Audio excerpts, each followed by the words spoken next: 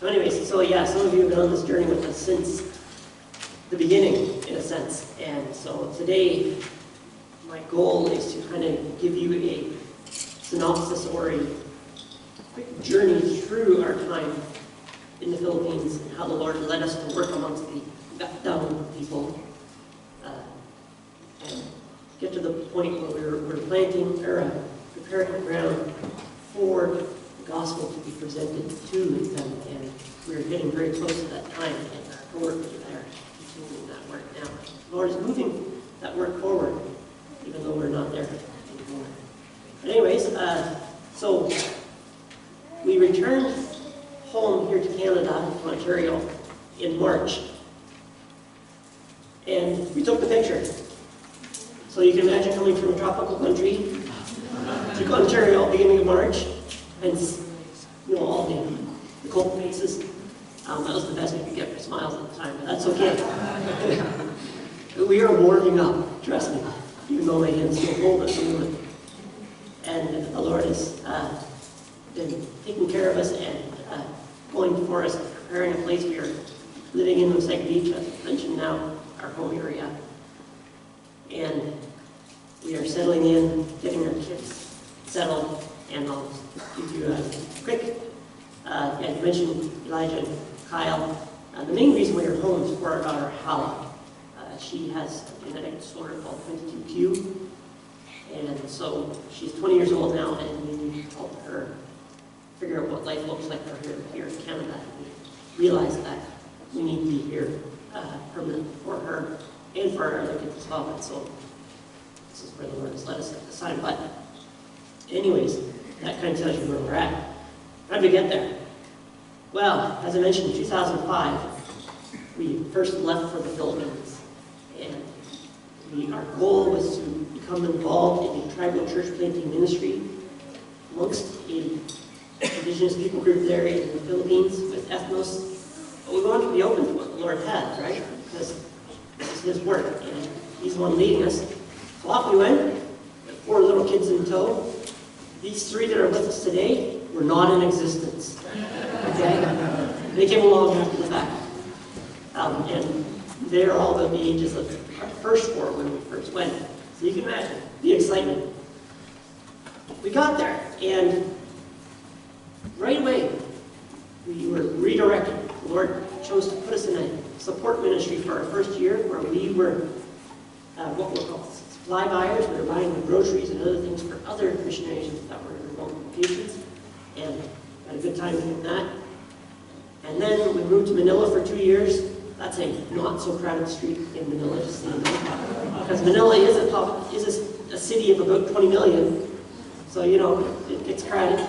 We went there to learn the national language, get used to the culture. And during that time, we had some formal class time, and we learned how to get out into the community, learn to think and communicate as Filipinos do, so that we can learn to understand them and communicate effectively with them. After that, in the end of 2008, the Lord directed us to our future ministry for the next 10 years amongst the Gat-Lan people, to the island of Luzon. And the Gat-Lan people, they're a farming community. They're corn farmers, and you remember us telling you this before. They live amongst the foothills of the mountain range there, in remote villages. And the Lord led us to the right people who helped introduce us to the people that we would be living with for the next 10 years and living amongst in the village of Parati. And those people there in the village of Parati became our Gat-Lan family and friends that we learned to really love and appreciate. Back in those days, there was no helicopter or airplane for us to use, so we did a lot of walking. Some of you may remember us telling you before, we would drive for 3 or 4 hours, and then we would walk for 3 to 4 hours to get to our village, and you're all hot and sweaty and muddy by the time you get there. We did that for about 2 years, and building our house in the tribe and everything, and there was a lot of logistics involved in being able to do that, get us and our family there. Until finally our organization was able to get a helicopter. So that trip that I was telling you about suddenly it now became a 20-minute helicopter ride, which we were very thankful for when it was available, because there were times where it still wasn't available and we still had to do the trek by land. When we were setting up in our village of Parati, we had to ask for permission to live there and to build a house, and so we did, and we had a lot of help doing so. And our home there in the village became the hub of all the different aspects of our ministry that we became involved in over the years while we were there. And so we were there, we were living amongst the Gutman people. So you may be wondering, how do you fit in? How do you blend into a community when you stand out like this? I mean, look at us, right? Well, you do so by becoming friends with them and learning about them and learning from them, and becoming very humble for them, becoming neighbors with them, as we did. And for Shannon, that meant ways that she could connect by helping them with things like medical needs. She did a lot of wound care, wounds, hand wounds, cuts, those sort of things, including boils and some other skin diseases. And that really opened up doors for her to be able to connect with people there. But sometimes it meant like, a bunch of old ladies. I don't mean that in any way of you who are more mature than I am. Would come up on our porch and they'd sit and they'd moan and groan about all their aches and pains. And we'd go, yeah, because we worked in the fields for 60 years. But that's okay. But we were investing in their lives, listening to them, so that one day we would hopefully be able to speak into their lives the gospel, message of Jesus Christ. And it's about showing them the love of Christ, and how we cared about them, especially about their spiritual sickness and how they were lost without Jesus. And Shannon really connected with the little ones, let me tell you. It was really neat. For me, well, because we're there for a reason, to communicate God's message of salvation to these people, I had to learn the language and the culture of these people. I had to learn about how they think and how they speak. And what are they thinking while they're speaking? And it begins by working with some language helpers. And I was blessed with some great guys that were willing to help me. They're very patient with me. And they worked with me over the years to help me get to know who the Gutman people really are, and how they communicate with each other. It's more than just sitting at a desk with them. It means getting out there, going into their home environments, listening to them, and understanding who they are. And let me pause for a second and just explain. I know you all don't know me very well, but I am not an outgoing person. I'm pretty shy. So you take this shy guy and you put him into a context where you have to actually get out there and expose yourself to them, and it takes a lot of effort. And it was only by the grace of God that I was able to do so. And God gave me what I needed to be able to do so. The desire, because I knew that there was a purpose in it. As I mentioned, the Gutman people are farmers, okay? And so one of the best ways to get to know them and spend time with them is to go out into the field with them. And that's where I find the guys, and that's where I really get to know them well and learn from them what they're doing.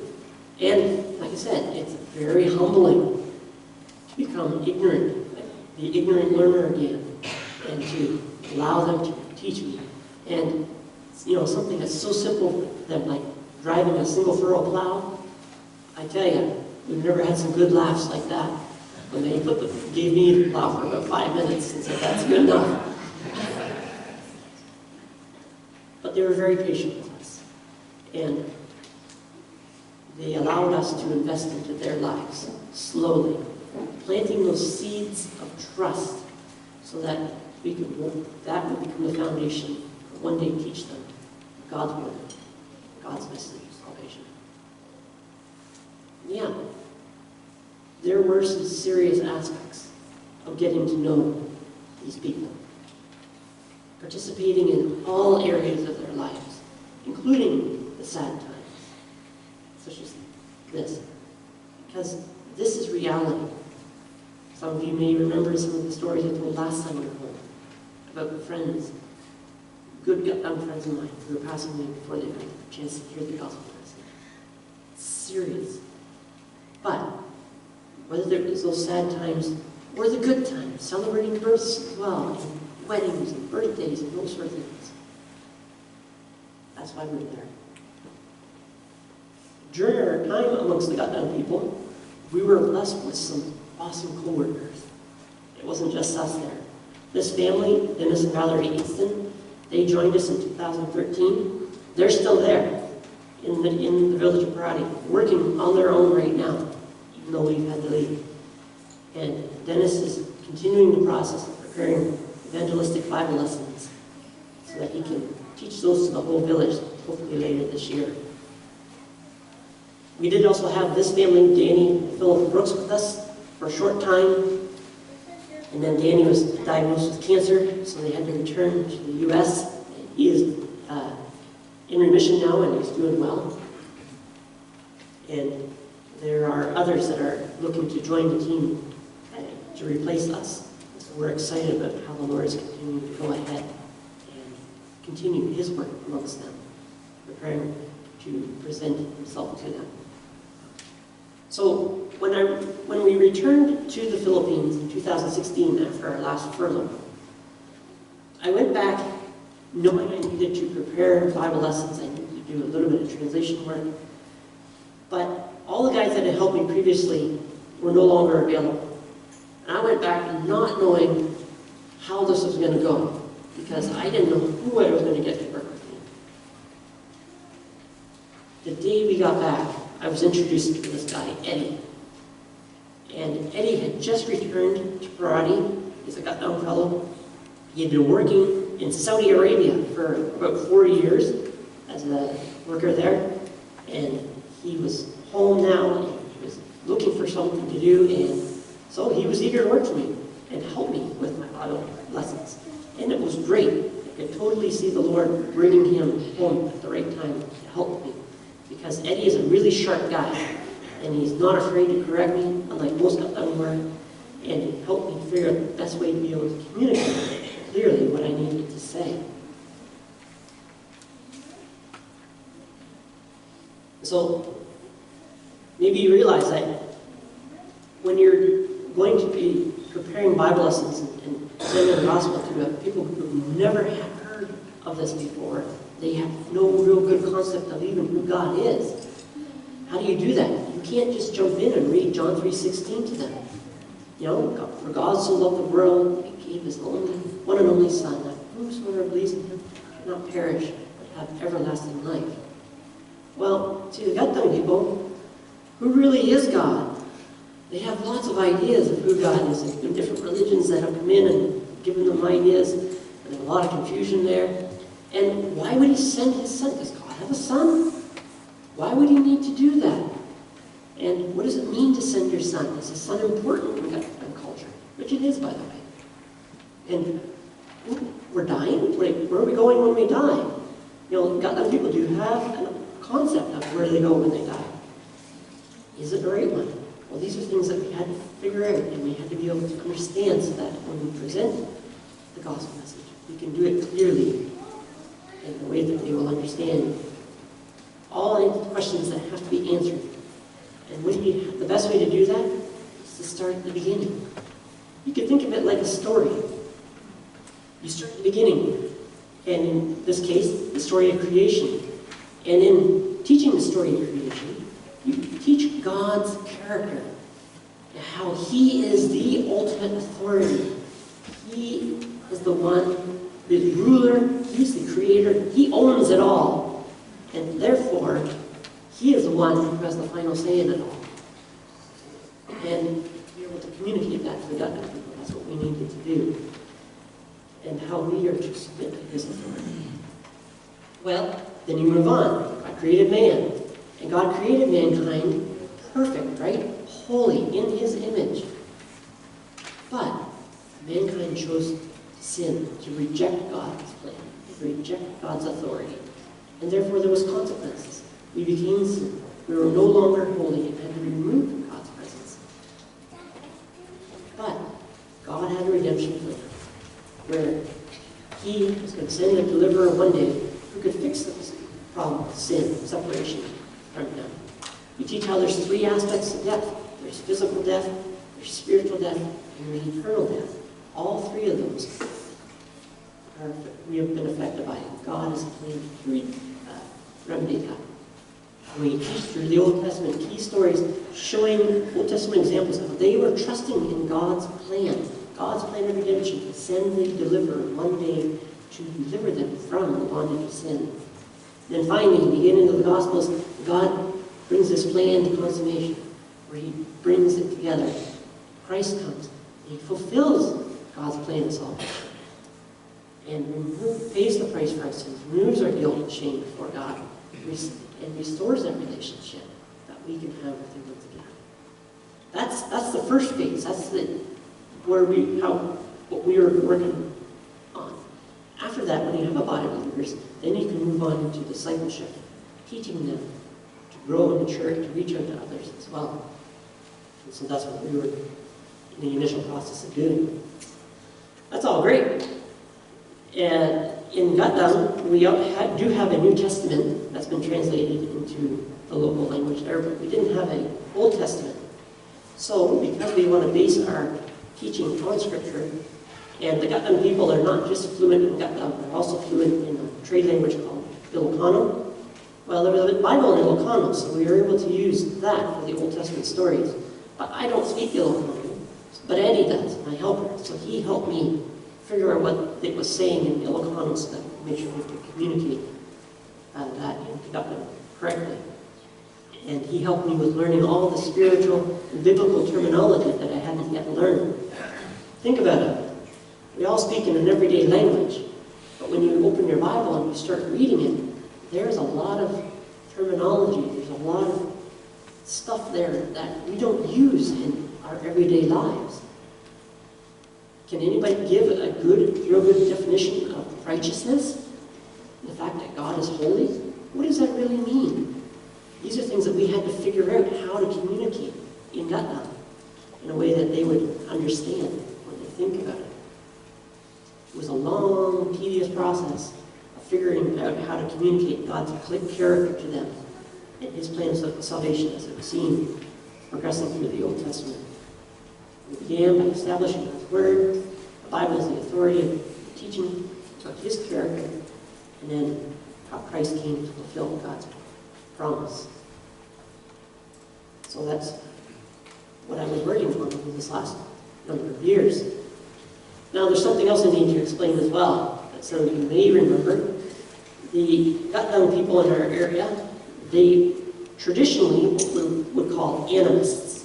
So they traditionally, in years past, would worship spirits of their dead ancestors, spirits of the forest. There was a lot of that sort of thing, sacrifices and things to appease what's going on around them. Well, when different religious groups would come in and present new teaching to them, some of it began to stick. And there was a cult group that really got a hold in the village we're in. And most of the village people in our area were attending this church, as they called it. And so they say they're Christians. And they would go to church on Sundays and Wednesday evenings, but they don't really understand what the church believes there, this group. They just think, to be a Christian, you go to church, right? So I needed to be able to understand what is this group teaching so that we don't miscommunicate what God's Word is really saying to them. Let me give you a couple examples. This church that's in our village, this cult, they believe that God communicates to us only through a spirit that will indwell a prophetess temporarily. And then that prophetess gives a message to another person who then translates it. And it could be a message on how to heal from something, or go to another church to give an exhortation or instruction, those sort of things. They also have a special emphasis on their Bible. Now, I mentioned that the Gatan people are also fluent in Ilocano. And the Ilocano Bible that we had to use for Old Testament stories, they believe that Bible has special powers in it that they can use for certain things, like a baptism of a baby, or during a wedding ceremony, or if someone's building a house and they go and they can read scripture. And speaking of that Ilocano Bible, gives special power and blessing. Does the Bible really do that? We also saw other remnants of this animism or this spirit worship still up there in their thinking as well. For example, when someone would build a house, quite often when they set up the poles and they were getting ready to put the roof on, they would kill a chicken or another small animal and put the blood on the posts in order to bless that. And then when the house was all completely built, they would invite this church, this cult, to come in and read scripture and pray in the church or in the house in order to bless it, because they felt like it would give good fortune by doing so. Other areas where we saw this animism still hanging on, there was many, and this is called syncretism. You may have heard that term before, mixing of two different beliefs to create a new one. Death and funerals was another big area where we saw this, where a wake would last for up to a week before they would bury a body, in order to allow the spirit of the dead person to resolve any unsolved problems that he had before passing over, so that they didn't linger after they were gone. I mentioned that the church, that cult that we were talking about, how the prophetess would give a message of healing for someone. Well, the church has a very strong emphasis in sickness and death being the result of disobedience to the Spirit. One of these ladies, the one on the right there, her name was Lydia. After we returned in 2016, she started getting sick. And the last year, in particular, of us being in the village, she got really bad. And because she was in a part of this church, the Spirit was telling them it was because she had received a curse accidentally from somebody, and that's why she was sick. So they tried to take care of that and do all of the Spirit said to remedy this curse, to remove it from her. But then, when that didn't work, well, the Spirit claimed it was because she didn't obey the Spirit in some other aspect of what it had said to do. And so then it said that she was going to die on a certain day. She didn't die. It said it several times. She didn't die. Then the Spirit said if she did certain things, then she wouldn't die. She did die. Eventually she did. And in spite of all that they tried to do, based on what they were being told, the lies that were there. And she believed all this wholeheartedly, and all of those that were involved in it as well, because they were being deceived. And that's why we went and we lived amongst the Gatan people, so that we could share with them the truth of God's Word, what God's Word says. But first we had to build those relationships with these people and gain their trust. Earn the right to be able to teach them. And my friend Eddie was a key part in me being able to prepare Bible lessons and write them so that they would be able to understand. And the Lord brought other people along as well to help me in this process. Eddie got married, and his wife Lonnie, she was able to help us in that. And their sister-in-law Maureen, two ladies, very sharp, very smart. And as Eddie and I would write Bible lessons, these two ladies would read the Bible lessons, and they knew enough English that they could help us to understand what we were trying to communicate. And they would ask all sorts of questions for areas that needed to be clarified better. And then we also had this guy, Tiwam, and his wife. My coworker, Dennis, he had Tiwam working with him as his language helper. Tiwam was very open to hear what the Bible said, but he was also very much caught up in what this culture was teaching as well. And so he was had a lot of confusion and a lot of questions. We can see that God is working on his heart, and we're trusting that one day soon the message of God's word will penetrate into his heart and be able to break through that barrier, the lies that have been built up in there. So as we were nearing the end of our time in Parati, at the end of last year, and I had finally gotten the initial draft done of my Bible lessons, and we were hoping to be able to teach them to at least a few people before we had to leave, so that we could leave them for my coworker Dennis to be able to revise and prepare to teach later this year. So we approached this couple, good friends of ours, Amelia and Posada, and I asked them, I said, can I come up to your house in the evenings and teach these Bible lessons, just to get your feedback on them? And yeah, they're like, okay, let's do this.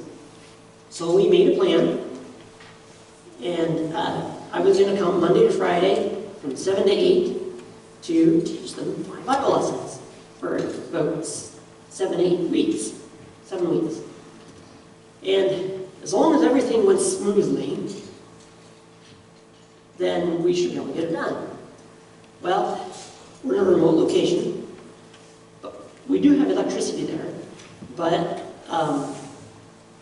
it does come and go, and so we have these power outages that happen quite frequently, and so those could be an interruption. The lady who I told you who had died, this time she was still alive, and she's a sister of Poseidon, so he was being pulled away to the church sometimes to help with some of the rituals that they needed to do. So there was that. They were in the midst of working in the fields. But we figured, you know what, if the Lord wants this to happen, He'll allow it to happen. So we started, beginning of January, and we started teaching. And after about the first week, like, I know these guys are hardworking, and evening comes, and they just want to go to bed. So we show up, and I got my pictures and my lesson, and Shannon's with me and teaching these lessons. And after about the first week, teaching for an hour at evening, Poseidon says to me, so why are you stopping at 8? We can go for another hour. Oh, okay. So from there on in, 2 hours a night we were teaching and taking time for them to ask questions and write down comments and those sort of things. So we were able to get through our lessons. And we didn't know if it was actually going to happen, okay?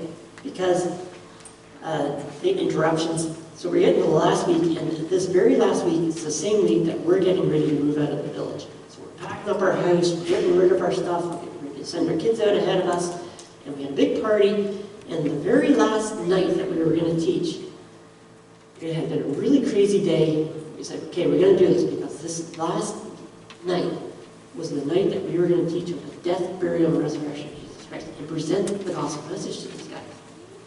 So we go, and Shannon and I are just beat up. We're like, Lord, you got to get this right. Okay, we're going to do it. And the previous week before that, things have been getting rowdy outside. The kids have been getting restless. They have 4 kids, and one's a baby. And we didn't know if it was going to happen. We get there, and we sit down and start working through my lesson. 15 minutes in, and guess what happens? The power went out. We're in the dark. Oh, great. So I got out my flashlight, and I'm shining my flashlight on my notes. And I've got pictures. We're trying to shine the flashlight on as well. And I just, well, keep going. And Shannon is praying, and she's praying, Lord, gotta turn the power back on.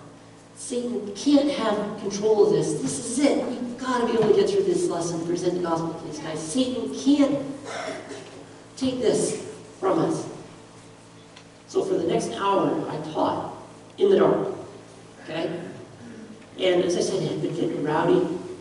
Suddenly, Shannon realizes it's all quiet. The baby's gone to sleep. Radios and all the noise outside are gone. There's no power. Everybody's just quiet. The other kids are paying attention. She's like, oh, that wasn't Satan that turned out the lights. That was God that turned out the lights, so that these guys would pay attention. Ha! Well, good. So anyways, I kept going, and not long after that, the power did come back on. We were able to finish our lesson. We had a really good conversation with these guys. And lots of questions, lots of feedback on what they did and didn't understand from our lessons. And I was able to hand that off to my coworker Dennis to be able to incorporate into the revisions. And I'm trusting and praying that the seeds that we have planted, He will cause them to grow, and the gospel will take root in these guys' hearts. This guy said, he's one of the grandpas in the village. I love him. He's a cute guy. He's had a hard life. And he lives with Amelia and Posada. He's Amelia's dad.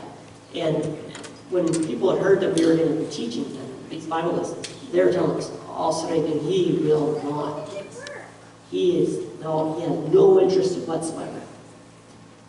From day one, Sarapin came in and he sat right beside me and listened to the stories. And as we would ask questions to them to see if they could remember what we were teaching and if they were getting it, sometimes he was the one that was reminding them of what we had taught, because he was the one that was catching it. So that was really cool, and we were glad that he was able to listen. You can be praying for him as well, that those seeds will also grow. To finish up, let me just finish with Eddie here. And before I say that, we can say that in the end, the work that God called us to in the Philippines, those that got young people, the work that He called us to, my wife and I and our kids as a family, He accomplished what He wanted to accomplish through us. Is the work done? No. There is still work. The God young people still need to hear the gospel message. And so you can be praying for our co-workers and the new families that will be joining them to be able to clearly present the gospel message to the whole village and to other villages around them. And they will be able to communicate clearly in a way that will break through the lies and the barriers that Satan has put up, so that these people will hear and accept the gospel message. One of the really neat things for me personally was, as we were finishing up, we'd been in this work for 10 years, and you guys don't know my backstory, but this is something that I've been gearing up for since a kid, being a missionary, okay? So here we are at the end of this part of our ministry, and I'm kind of wondering, will I ever get to lead someone from this people group to the Lord? Even just one. As Eddie and I were finishing up our last lesson, we finished and we're sitting there at the table together, and I looked at him and I said, "So, what do you think?" And Eddie, in his own words, clearly said to me that he understood that he was a sinner, separated for eternity from God. But he was choosing to believe that God sent His Son, Jesus Christ, to pay the price for his sins. And that alone is enough for him to now have a relationship with God and to one day see Him in heaven. We are going to see Eddie in heaven one day. That's going to be awesome. I mean, for me, that was very humbling to be allowed to have that part in bringing Eddie to the Lord and him becoming part of God's family again.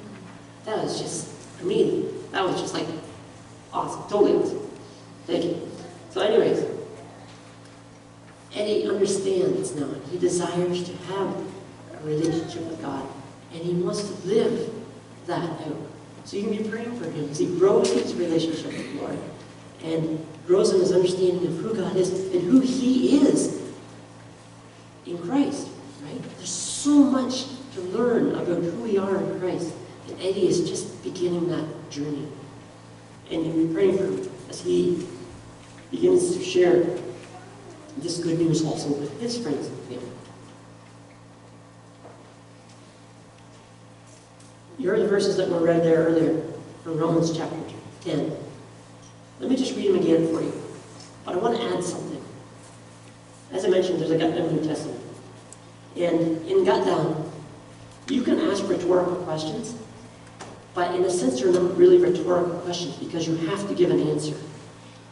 So this is how it would go if you were to translate Gut Down Bible. These verses are got done back into English. It would go like this: for everyone who calls in the name of the Lord will be saved.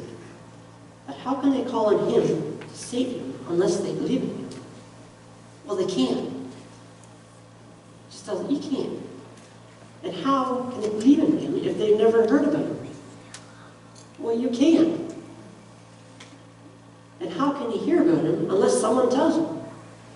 It's just not possible. And how can someone go to tell them without being sent? It doesn't work. And that's why scriptures say, how beautiful are the feet of messengers who bring good news. You were just 30 feet. And we're thankful to be that. So, that's our ministry amongst the Gut Down in a nutshell. Yes, our ministry amongst them is closing. Is God done with us? I hope not. We're waiting to see what He has next for us. At this time, we are here in Canada. We're settled. We are officially actually on home assignment, officially until the end of November, where at that time our membership with Ethnos will be finished. And I have already begun to work full-time as a carpenter with brothers, and we are helping Hala work through the process of being settled here and being approved for all the assistance that she requires or is eligible for, and helping our other kids as well. I'm just learning to be content with what the Lord has for us at this time. And seeking, being open, as we've always tried to be, to what He would have for us next. We don't know what that is. That's okay. We don't have to know this.